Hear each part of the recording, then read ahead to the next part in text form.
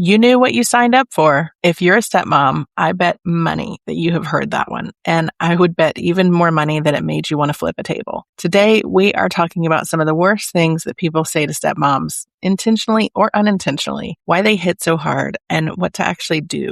Buckle up.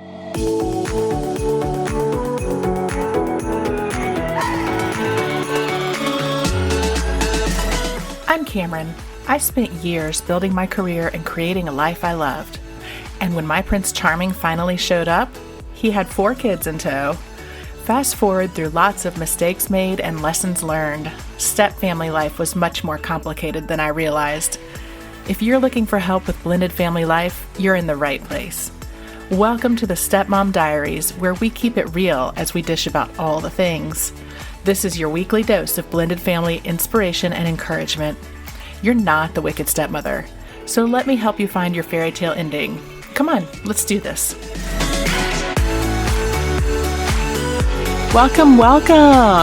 So a couple of weeks ago, I did this little series over on my Instagram called Things People Say to Stepmoms. It was a quick carousel, nothing fancy, but I shared some of the comments that I've heard on my social accounts over the last couple of years, and some, kind of going back and forth with stepmoms in my community, just naming things. And I will tell you, the response was wild. The DMs started rolling in. The comments were a mile long. Stepmoms were telling me, I literally had someone say this to me last week. I thought I was the only one. I can't believe other people get these comments too. And the thing is, the response that I got from stepmoms thanking me for naming some of these things that people have said over time to me, that told me that I needed to go deeper than a carousel on this, because I'll tell you, the comments are bad enough on their own, and it definitely takes thick skin to get out there on social with some of the keyboard Karens that are around. But what's underneath them are the assumptions and judgment, and honestly, the way that these comments make us feel small and make us feel crazy and make us feel like we are failing. That's the real story. So I want to do a little bit of a deep dive today. I'm going to go through the greatest hits, the things that people say that make you want to scream. We're going to talk about why they hit so hard, because there is actual research around why these comments absolutely wreck us. And we're going to give you some comebacks that you can keep in your back pocket. And because comebacks only go so far, we are going to get into the real work, like a little bit of an internal reframe. And yes, we are going to talk about those keyboard Karens, because if you have ever posted anything stepmom related online, you know that the comment section is its own special kind of sport. And I definitely have thoughts. So by the end of this episode, my hope is that you will feel less crazy, more equipped, and maybe even a little fired up. So grab your coffee, your wine, whatever you've got going, and let's get into it. All right. Before we get into the comments themselves, I want to spend a minute on why this stuff stings so much. Because here's the thing. If a coworker tells you they don't like your shirt, you probably can brush that off, right? But if your sister-in-law says something offhanded about your stepkids and your role in the family, it'll wreck your whole week. There's a reason for that.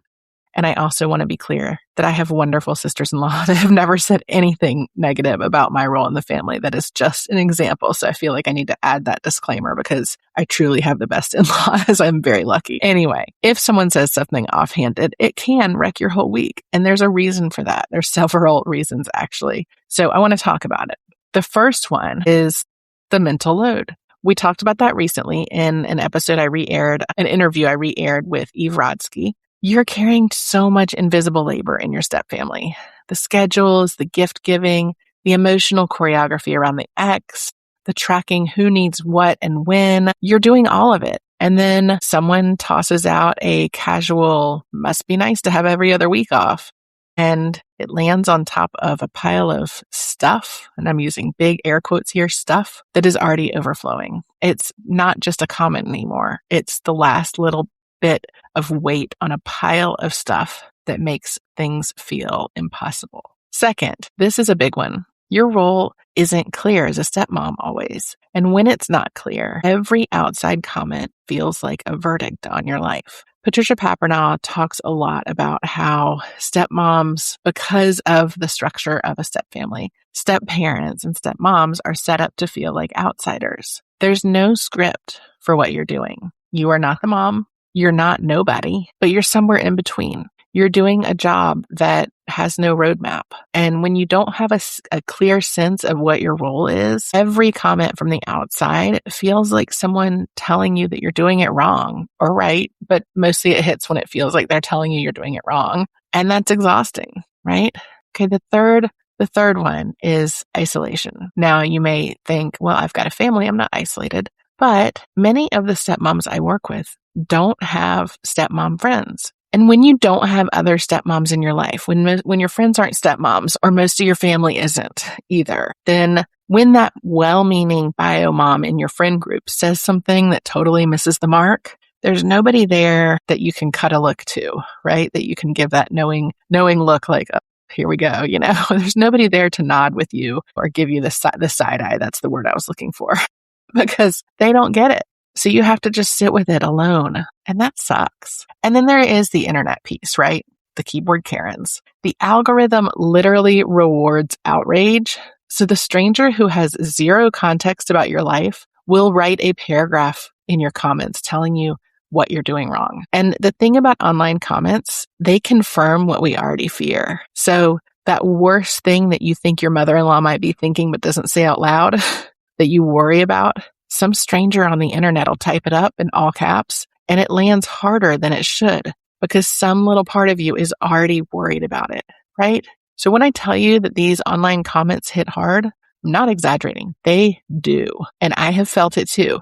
And I wanted to do this episode because it's something that I have dealt with as well. But there's actual structural stuff in step families that makes this hard. It is not that you're being too sensitive. It's that you're already carrying a lot. Your role is unclear. You feel isolated a lot. And then these stupid keyboard Karen comments confirm all your worst fears. All right. So now that we know why this stuff hurts, why it stings, let's name it.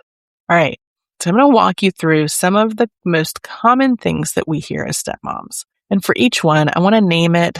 I want to talk about what's going underneath and why it hits so hard. Some of these are from my Instagram series. Some of these are things that I've heard 1,000 times in my coaching practice. And some of them you may have even heard this week, right? So number one, this is the gold medal winner, okay? This is the one that I hear most often in my comments on Instagram and that I've even heard in real life. This is, you knew what you signed up for.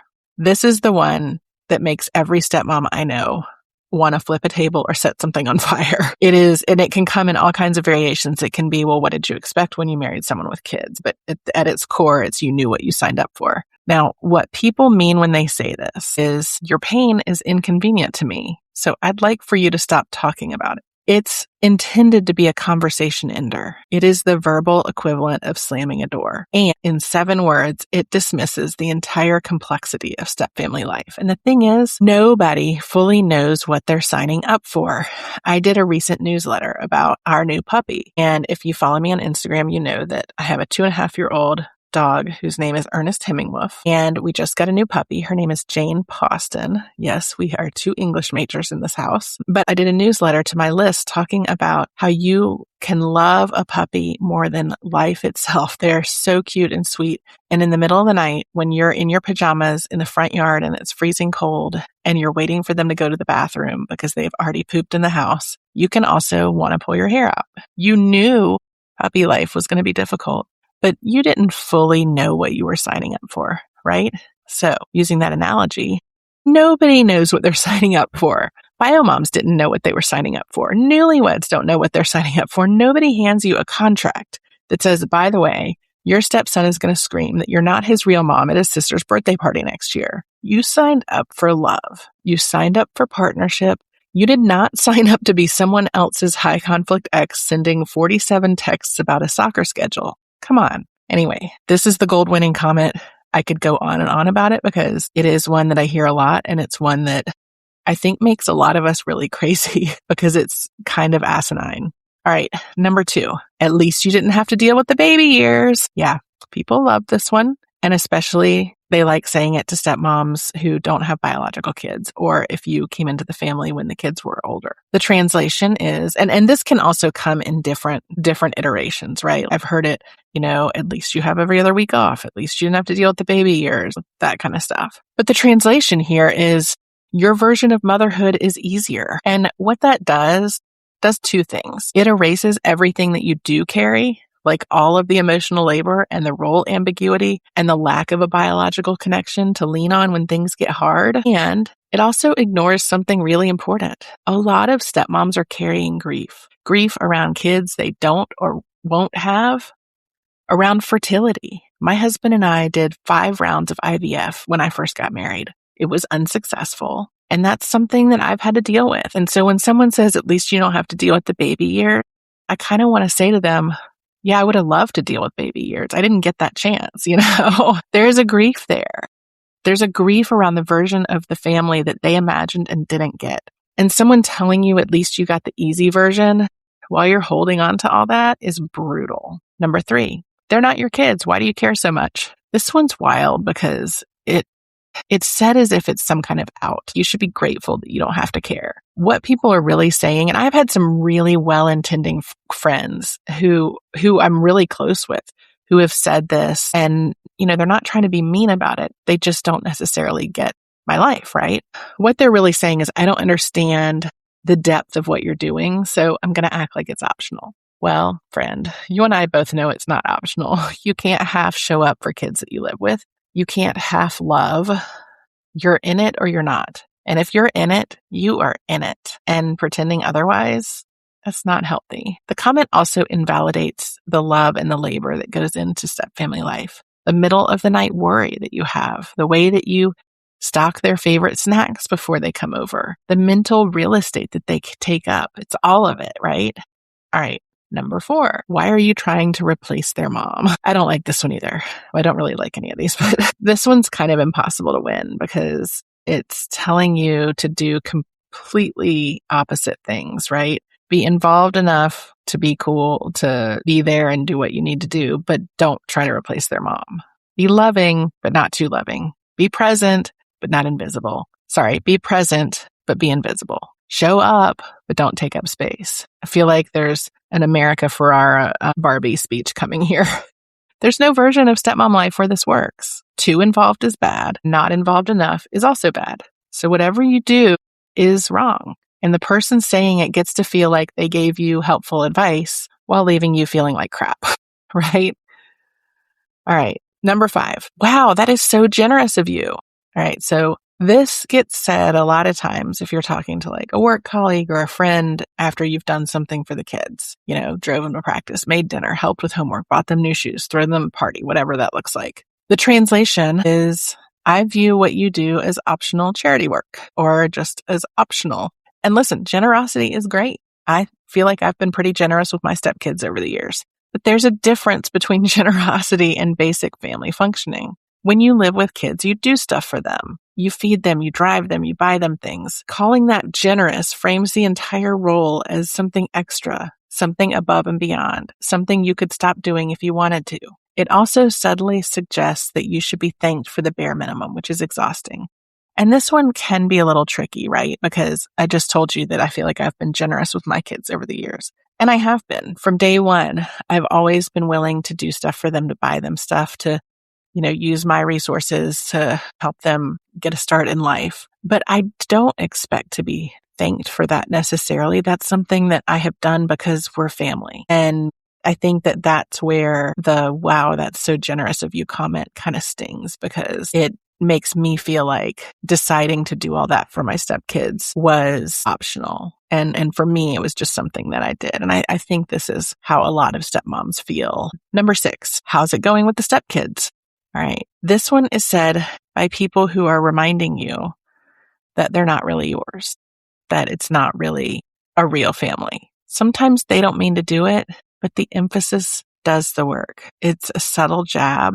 And every time it happens, it pulls you right back into that feeling like an outsider position, right? And this one is really most of the time very unintentional. It's someone really asking how things are going. They may think they are asking it in a really nice way, like, are you getting acclimated to step family life, right? But it just doesn't really hit, It reminds you that this isn't your family of origin.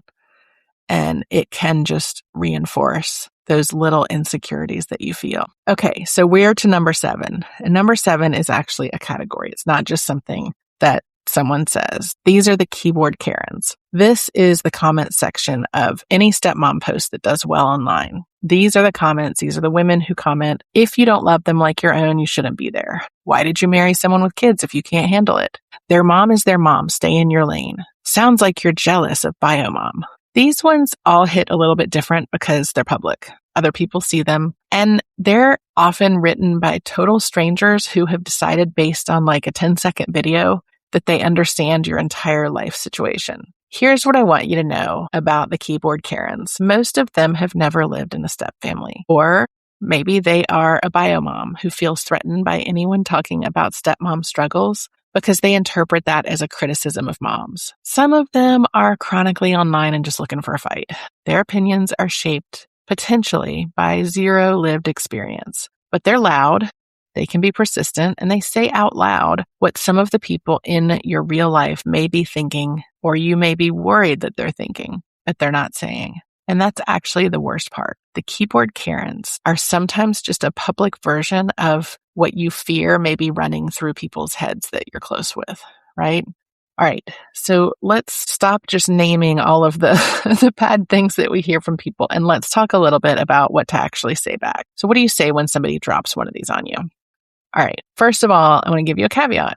You don't actually owe anyone an explanation. Sometimes the most powerful thing you can do is not engage. I do not engage with every comment on all of my social media posts because I get a lot of keyboard Karens. Some of them I respond to, but a lot of them I don't because I kind of figure they're going to say something dumb. I'm allowed to ignore them, right? And if it's in person and someone says something dumb to you, you're allowed to look at them, take a sip of your coffee or your drink, and change the subject. That's kind of a complete sentence. But I know sometimes you do want to say something, and sometimes the moment does call for it. So the first suggestion is you can redirect. You can say something like, that hasn't been my experience. Short, confident, doesn't argue, doesn't justify, just states a different reality and lets it sit there. That can work for the you knew what you signed up for comments. Someone says it and you say, that hasn't been my experience, and let the silence do the work. The second one is the mirror. What makes you say that? That one puts the awkwardness right back on them because most people who say stuff like that haven't thought about it. They're repeating something they heard. The minute you ask them to explain themselves, they either backpedal or expose how thin their actual opinion is. It also gives you information because sometimes you learn that the comment came from a genuine place of concern, or sometimes you learn that the person is kind of just a jerk. Either way, it's useful intel, right? The third one is the boundary. I'm not really looking for advice on this one. That closes the door without slamming it. It can be good for the well-meaning friend who's trying to fix your stepfamily situation with a hot take. You can say it kindly, you can say it with a little smile, but it tells them the conversation is closed. So the next one is a little bit of a truth bomb. And this is when you're feeling bold, right? You can say, that's actually a really common misconception about stepfamily life. That one positions you as the person who knows what they're talking about, which, sister, you do. You have been living it. They've just been reading about it. Maybe, right? And the fifth one is the exit. Sometimes the best comeback is no comeback. You don't have to engage. You don't have to teach. It's not up to you to educate people. You don't have to defend. You can just leave the conversation, change the subject, walk away, let them sit there with their words. Now, for the keyboard Karens specifically, I want to give you the most underrated tool in your toolbox, and it is called the block button. Use it freely. Use it generously. Use it without explanation. These people are not your people. They're not your community. They're renting space in your head for free, and you need to evict them. Block, delete, move on. You do not need to read their comments. You do not need to screenshot them and send them to your friends or write a thoughtful response. Block, delete, move on. And one important note here, comebacks are mostly for outsiders, friends, family, strangers, internet trolls. If the comment is coming from inside your house, your partner, your stepkids, or even the ex who I know is not inside your house, but you know what I mean. That's a different conversation that needs more than a clever line. We can talk about that in a future episode. All right, here's the part that nobody loves to hear, but everybody needs. Comebacks feel good in the moment. They can be useful, but sister friend, you cannot come back your way out of the sting. You can have the best line in the world and deliver it with perfect timing, and 10 minutes later, you're still going to be in the car replaying the conversation, wondering if you should have said something different, wondering why it hurt so much. The real work is not the comeback. The real work is the internal reframe. And here's what I mean. These comments hurt because they touch the parts of you that are still raw, still maybe uncertain. Those parts where you don't fully know what your role is, where you wonder if you're doing all this right, where some little voice in the back of your head is whispering, what if they're right? What if I shouldn't care this much? What if I am overstepping? What if I really did sign up for something that I can't handle? The clearer you get on your role, what you do, what you don't, what you're responsible for, what you're not, the less these comments rattle you. Because when someone tells you you knew what you signed up for and you're crystal clear on what your role is and isn't, that comment has nowhere to land inside you. It just bounces off. That's what I mean when I talk about internal authority over external control. You can't stop people from saying stupid stuff. You just can't. People are dumb, right? You cannot prevent the keyboard Karens from existing. All of that is outside your control. And if you have been with me for a while, you know I love to talk about the things you can control versus the things you can't. What you can do, what you can control, is you can build a clear and grounded sense of who you are in your family and what you bring to it, so that all that noise that comes in from other people is just background noise. It's background noise, not because it stops happening, but it stops defining your reality, right? Brene Brown talks about this when she writes about belonging. And I'm going to paraphrase here, but she talks about true belonging doesn't require you to change who you are. It requires you to be who you are. And the deepest belonging starts with belonging to yourself, your own sense of what's true, your own clarity, your own role, your place. When you belong to yourself, when you know who you are in your family, and you're not waiting for that external validation, the comments lose their teeth. They may annoy you. They may still be rude. They're not going to wreck you anymore. And I want to be clear, this is hard work. None of this is easy. So I'm telling you all this like you can just absorb this podcast and go make a change. But it's hard work, and it takes time and reflection. It takes time and reflection. So I want to spend just a couple of minutes before we wrap up here. And I want to talk about when these comments are coming from like inside your friend group, because this is where a lot of stepmoms get stuck. It's one thing when a stranger on the internet says something dumb, you block them, you move on. But it's another thing when it's your best friend, your sister or your mom, somebody whose opinion actually matters to you. I remember one time my stepson was in the hospital.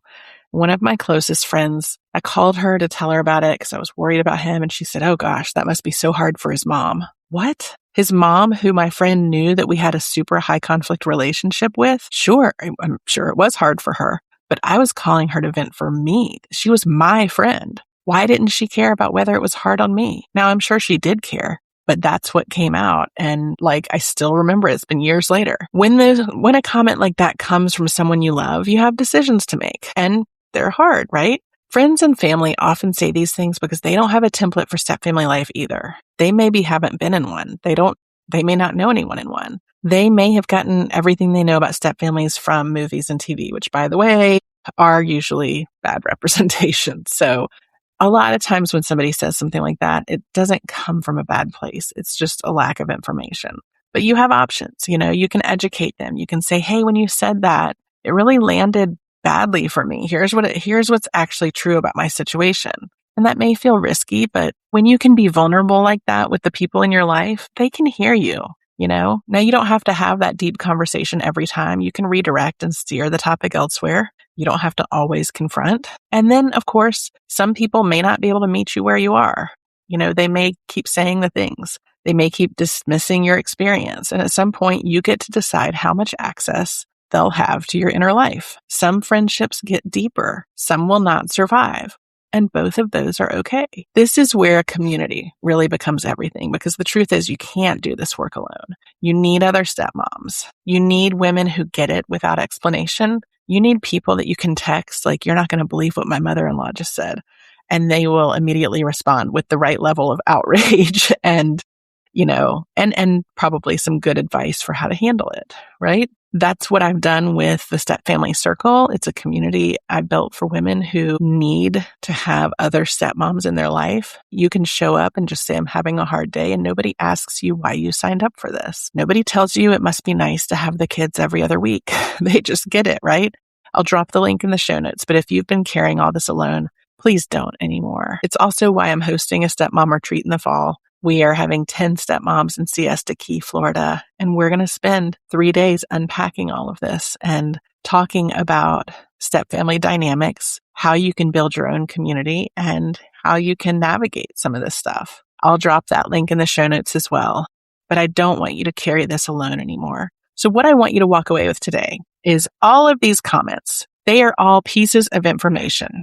They're not a verdict. When someone says something boneheaded to you, it tells you something about them, about what they understand or don't, about how they see your role, whether they're someone you want closer or farther away. It doesn't tell you anything true about you, who you are, or what you're doing. And your job is not to defend your role to every person who doesn't get it. That's exhausting. It's an exhausting job, and you already have an exhausting job, right? Your job is to get clear on your role. Get clear on your role so that all that noise just becomes background noise. You are not crazy and you are not alone, okay? So if this episode named something that you've been carrying, I would love for you to send it to a stepmom friend. She also needs to hear that she's not crazy and she's not alone. And if you haven't yet, come join us inside the Stepfamily Circle or join me in Florida for the retreat. You can find everything at stepfamilysolutions.com and on Instagram. And I'll put all the links in the show notes. So if you love what you hear on the podcast, please hop over to Apple Podcasts or Spotify and leave me a 5-star review. It is the easiest way to help other stepmoms find this show. And trust me, there are women out there right now scrolling for exactly this conversation. So I will be back in your ears next week. And remember, you've got this. If this episode spoke to you or touched your heart, would you do me a favor? Take 10 seconds to go and follow the show, leave us a 5-star review, and share this episode with another stepmom who might need to hear it. Your support is going to help grow our blended family community, and you never know whose life you might change.